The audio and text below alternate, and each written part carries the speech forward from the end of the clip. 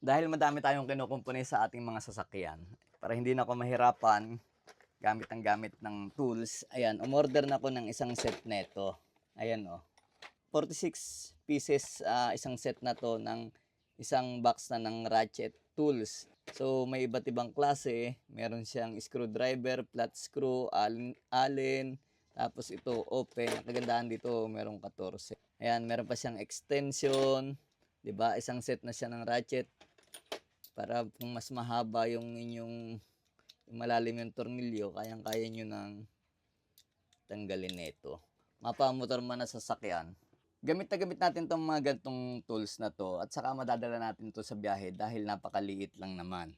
Sa motor o sasakyan, kasyang-kasya sa compartment to. O, di ba? Ayan.